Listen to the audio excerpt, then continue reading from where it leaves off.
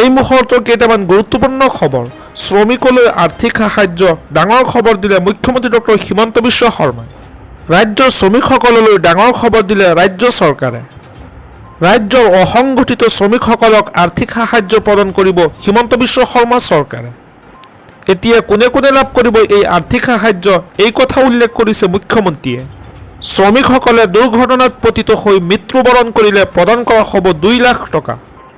দুৰ্ঘটনাত পতিত হৈ দুয়োটা চকু নষ্ট হোৱা, দুয়োটা ভৰি, দুয়োখন হাত সম্পূৰ্ণভাৱে ব্যৱহাৰৰ অযোগ্য হ'লে 2 লাখ টকা লাভ কৰিব শ্ৰমিকসকলে। আনহাতে এটা চকু নষ্ট হোৱা, এখন হাত বা এটা ভৰি সম্পূৰ্ণভাৱে ব্যৱহাৰৰ অযোগ্য হ'লে 1 লাখ টকা লাভ কৰিব। এই আঁচনিৰ ধন লাভ কৰিবলৈ হ'লে 2021 চনৰ 26 আগষ্টৰ পৰা 2022 চনৰ 31 মাৰ্চলৈ ই-শ্ৰম পৰ্টেলত পঞ্জীয়নকৃত হ'ব লাগিব। ইয়াৰ পৰৱৰ্তী খবৰটি খুবেই গুৰুত্বপূৰ্ণ, এটা বিগ ব্ৰেকিং নিউজ। চৰকাৰী ঘৰৰ বাবে আবেদন কৰিছিল নেকি আপুনি? তালিকাত নাম চাবলৈ কি কৰিব লাগিব আপোনাৰ? যদিহে আপুনি চৰকাৰী ঘৰৰ বাবে আবেদন কৰিছিল, তেন্তে তালিকাত চাওক আপোনাৰ নাম। পকী ঘৰ নথকা সকলোৱে লাভ কৰিব চৰকাৰী ঘৰ। চৰকাৰী ঘৰৰ লগতে উপলব্ধ হ'ব শৌচাগাৰ, বিদ্যুৎ আৰু LPG কানেকশ্যন। এইবাৰ দেশৰ কোটি কোটি লোকে লাভ কৰিব বিনামূলীয়া চৰকাৰী ঘৰ। প্ৰধানমন্ত্ৰী আৱাস যোজনাৰ অধীনত লাভ কৰিব অত্যাধুনিক ঘৰ। গাঁও আৰু চহৰ অঞ্চলৰ দুখীয়া লোকক সামৰি লোৱা হ'ব এই আঁচনিত। তালিকাত নাম অহাৰ পিছতেই একাউণ্টত সোমাব ধন। 3 কোটি প্ৰধানমন্ত্ৰী আৱাস যোজনাৰ ঘৰ নিৰ্মাণৰ বাবে পুঁজি আবণ্টন কৰিছে চৰকাৰে। চৰকাৰী নতুন ঘৰত থাকিব সকলো ধৰণৰ সা সুবিধা। শৌচাগাৰ আৰু বিদ্যুৎ সেৱাৰ বাবে নতুনকৈ কৰিব নালাগে কোনো ধৰণৰ আবেদন। বিনামূলীয়া ঘৰৰ লগতে উপলব্ধ হ'ব শৌচাগাৰ আৰু বিদ্যুৎ সেৱাও, আৰু লগতে দিয়া হ'ব LPG কানেকশ্যনৰ সুবিধাও। যাৱতীয় সকলো নথিসহ দাখিল কৰক আবেদন। ইয়াৰ বাবে লাগিব আপোনাৰ আধাৰ কাৰ্ড, পান কাৰ্ড আৰু ৰেচন কাৰ্ড, আৰু লগতে ৰেচন কাৰ্ডত থাকিব লাগিব আপোনাৰ নাম। বেংক একাউণ্টৰ সৈতে লিংক থাকিব লাগিব আধাৰ কাৰ্ড। এই সকলো ধৰণৰ নথিসমূহ থাকিলেই লাভ কৰিব আপুনি চৰকাৰী ঘৰ। ইয়াৰ পৰৱৰ্তী খবৰটি খুবেই গুৰুত্বপূৰ্ণ, এটা বিগ ব্ৰেকিং নিউজ। মুছলমানৰ বাবে বৃহৎ পদক্ষেপ। নীতিশ কুমাৰ আৰু চন্দ্ৰবাবু নাইডুৰ নিশ্চিত কৰিলে মুছলমানৰ সংৰক্ষণৰ ব্যৱস্থা। গ্ৰহণ কৰিছে কোটি কোটি টকাৰ অভিলাষী আঁচনি। মুছলমানসকলৰ বাবে কেইবাটাও বৃহৎ পদক্ষেপ হাতত লৈছে চন্দ্ৰবাবু নাইডু আৰু নীতিশ কুমাৰে। মুছলমানৰ বাবে গ্ৰহণ কৰিছে ইখনৰ পিছত সিখন বৃহৎ আঁচনি। চন্দ্ৰবাবু নাইডুৱে মুছলমান মহিলাসকলৰ বাবে আনিলে দুলখন আঁচনি। এই আঁচনিৰ জৰিয়তে মুছলমান মহিলাক বিয়াৰ বাবে দিয়া হ'ব 1 লাখকৈ টকা। অন্ধ্ৰপ্ৰদেশত মুছলমানসকলৰ সংৰক্ষণো নিশ্চিত কৰিলে চন্দ্ৰবাবু নাইডুৱে। মুছলমান শিক্ষাৰ্থীক 15 লাখ টকাৰ ৰাজ সাহায্য দিব নাইডুৱে। মুছলমানসকলৰ বাবে হায়দৰাবাদ আৰু বিজৰৱাড়াত নিৰ্মাণ কৰা হ'ব হজ গৃহ। মুছলমান সংখ্যালঘুসকলৰ কল্যাণ আৰু উন্নয়ন নিশ্চিত কৰিলে অন্ধ্ৰপ্ৰদেশত। হজযাত্ৰীসকলেও লাভ কৰিব আৰ্থিক সাহায্য। ইফালে আকৌ 21খন মাদ্ৰাছা আৰু 10টা প্ৰকল্প নিৰ্মাণৰ প্ৰচেষ্টা হাতত লৈছে নীতিশ কুমাৰে। ৱাকফ বৰ্ডৰ ভূমিত নিৰ্মাণ কৰা হ'ব 21খন মাদ্ৰাছা আৰু 10টা প্ৰকল্প। আনহাতে সংখ্যালঘু অঞ্চলত নিৰ্মাণ কৰা হ'ব বহুমুখী ভৱন, বজাৰ চৌহদ আৰু পুথিভঁৰাল। এইবাৰ মোদীৰ বাজেটত লাভ কৰা বৃহৎ পুঁজি সংখ্যালঘু কল্যাণৰ বাবে দিলে চন্দ্ৰবাবু নাইডু আৰু নীতিশ কুমাৰে। ইয়াৰ পৰৱৰ্তী খবৰটি খুবেই গুৰুত্বপূৰ্ণ, এটা বিগ ব্ৰেকিং নিউজ। শিক্ষাৰ্থী নথকা বিদ্যালয় বন্ধ কৰিব চৰকাৰে। তালিকাত থকা 161খন বিদ্যালয় বন্ধ কৰা হ'ব।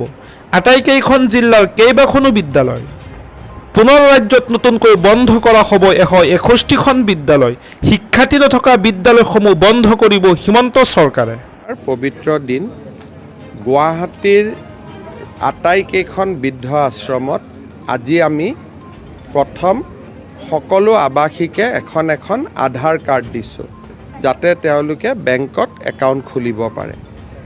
আধাৰ কাৰ্ডৰ লগত আজি আমি তেওঁলোকক এখন ৰেচন কাৰ্ড দিছোঁ, যাতে মাহত 5 কেজিকৈ বিনামূলীয়া চাউল তেওঁলোকে পাব পাৰে। তৃতীয়তে আমি তেওঁলোকক দিছোঁ এখন আয়ুষ্মান ভাৰত কাৰ্ড, যাতে তেওঁলোকে আমাৰ মেডিকেলত 5 লাখ টকালৈকে বিনামূলীয়া চিকিৎসা ল'ব পাৰে। চতুৰ্থতে আমি তেওঁলোকক অৰুণোদয় আজি অনুমোদন পত্ৰ দিছোঁ। অহাকালি সকলোৰে বেংক একাউণ্টত 1250 টকা সোমাব আৰু তাৰ পিছত প্ৰত্যেক মাহৰ 10 তাৰিখে 1250 টকাকৈ তেওঁলোকৰ বেংকত সোমাই থাকিব। বৃদ্ধ আশ্ৰমৰ আৱাসীসকলক এই গোটেইকেইটা সুবিধা ৰাখী বন্ধনৰ দিনা দিবলৈ পাই মই গৌৰৱ অনুভৱ কৰিছোঁ।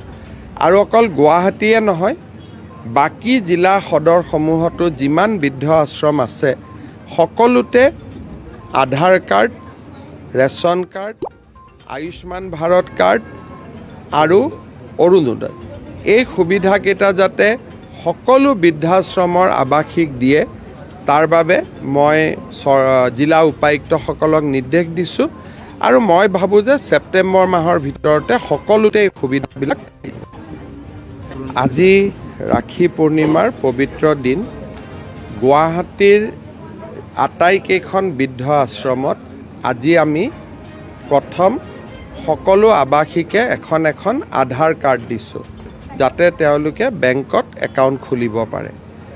আধাৰ কাৰ্ডৰ লগত আজি আমি তেওঁলোকক এখন ৰেচন কাৰ্ড দিছোঁ যাতে মাহত 5 কেজিকৈ বিনামূলীয়া চাউল তেওঁলোকে পাব পাৰে। তৃতীয়তে আমি তেওঁলোকক দিছোঁ এখন আয়ুষ্মান ভাৰত কাৰ্ড যাতে তেওঁলোকে আমাৰ মেডিকেলত 5 লাখ টকালৈকে বিনামূলীয়া চিকিৎসা ল'ব পাৰে। চতুৰ্থতে আমি তেওঁলোকক অৰুণোদয় আজি অনুমোদন পত্ৰ দিছোঁ। অহাকালি সকলোৰে বেংক একাউণ্টত 1250 টকা সোমাব আৰু তাৰ পিছত প্ৰত্যেক মাহৰ 10 তাৰিখে 1250 টকাকৈ তেওঁলোকৰ বেংকত সোমাই থাকিব। বৃদ্ধ আশ্ৰমৰ আৱাসীসকলক এই গোটেইকেইটা সুবিধা ৰাখী বন্ধনৰ দিনা দিবলৈ পাই মই গৌৰৱ অনুভৱ কৰিছোঁ। আৰু অকল গুৱাহাটীয়ে নহয়, বাকী জিলা সদৰসমূহতো যিমান বৃদ্ধ আশ্ৰম আছে সকলোতে Aadhaar card, ration card, Ayushman Bharat card আৰু অৰুণোদয় এই সুবিধাকেইটা যাতে সকলো বৃদ্ধাশ্ৰমৰ আৱাসীক দিয়ে তাৰ বাবে মই জিলা উপায়ুক্তসকলক নিৰ্দেশ দিছোঁ আৰু মই ভাবোঁ যে ছেপ্টেম্বৰ মাহৰ ভিতৰতে সকলোতে এই সুবিধাবিলাক